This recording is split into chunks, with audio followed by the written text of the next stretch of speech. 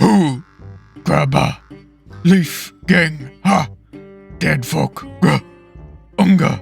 Bok bok. This day. Grr. Big bog. Crack. Thump. Ooh. Ba. Snort. Gra. No, this test. Mediac. First vid. Upside tap. Or lobit. Scratch mark. Ooh. If not, me do fast some. Cave talk end. We'll talk now. Only leafy plants, no power-ups. We may skip special levels. Don't touch pre-planted plants. Now onto the Jurassic Marsh. On day 1, I employed our newest member, Celery Stalker. I thought that maybe it would do a good job against the non-ability zombies of this world. It's so dominant that the level doesn't even give me a scare. Day 2 introduces the Raptor, which changes my strategy very little. It dropkicks zombies into the line of fire for my stalkers, making an easy target. I find that Celery Stalker's low cost makes it super easy to spam. On day 4, some of my viewers realized if they subscribe, they'll be notified when the next episode airs. Then, I decided to try a slightly different strategy, akin to our old ways, to try and see what it takes without Celery Stalkers. Needless to say, it was much more difficult. I then eliminated Bonk Choice for day 5 to make things even more interesting. Cabbage Pulse struggled against fossil heads, but Blower clears them off the screen. Day 6 was easy. Did you know that Celery Stalker can take out a conehead all by itself? That makes it super useful early game to solo lanes across the board. Did you also know that a pair of Celery Stalkers can take out an entire fossil head without any help? That makes them relevant through the late game in this world. On day 8, I take full advantage of the usefulness of Blower in this world. And by that, I mean I show off its usefulness, and then don't use it for the rest of the level. This is also where we first face the Stompodon, a Stegosaurus with a nasty tail swipe. We meet the Pterodactyl on day 10, which is effectively on our team.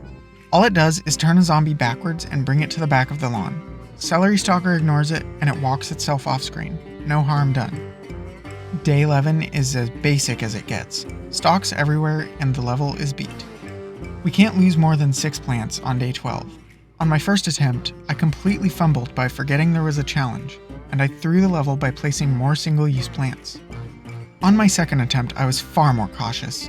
However, I completely missed using Blower about 5 times on the last wave Gargantuar, and it wreaked havoc on all my stalkers. On attempt 3, I was ready with a Blower. Had it not been for my own incompetence, I'd have this level beat first try. Day 13 is absolutely nothing special, but what is special is knowing if you're enjoying the video by hitting like. Likes don't do much for a video's performance, but they do let the creator know it's the content you'd like to see. 2 nuts are out for the zombies to nibble on during day 15, and we have to protect them. Our long hard stalks are a natural combo with these nuts. Up until the last wave, the nuts see very little action, but the upper nut barely makes it and we can move on to the next day. Day 16 actually gives Celery Stalkers about halfway through the level, and no lawnmowers means we can't survive to see them. We will have to skip this one. The next level is just like any other, Celery Stalker galore. The celery's plant food is actually really nice for this world, as it bypasses its recharge time 3-fold, and saves 150 sun. The T-Rex is the only interesting thing on day 18. It is a little bit of a nuisance due to its tendency to cause zombies to totally bypass my celery. However, with a row of charred guards in the back, it's manageable. It's a similar story for day 20, only we have to be careful to make sure we make 2 grand in some production. Hurricane is an easy out here to stall the last Gargantuar, which I struggled immensely with killing because I forgot to bring Blower. Day 21 is mostly uninteresting. It introduces the Bully, which is mostly a slightly less tanky Buckethead for the purposes of this challenge. We end the level with a super solid defensive line. On the next day, we have a last stand. With so much sun, I can't help but go all out with Headbutters, which was very fun to watch.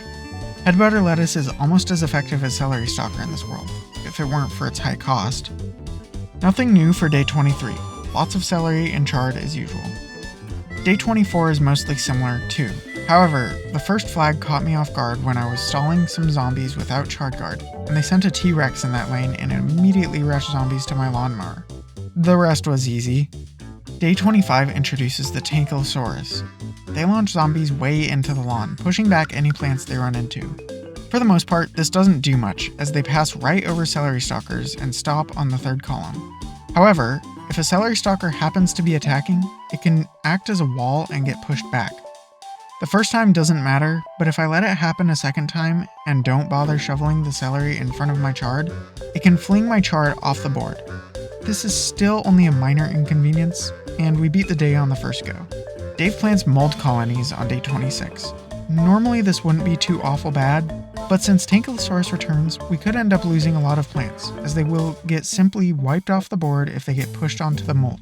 This calls for head butter lettuce. The first attempt is a bust, completely due to the Tankosaurus in the top row.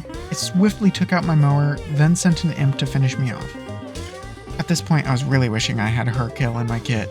The second try wasn't without concern, as we lost multiple mowers.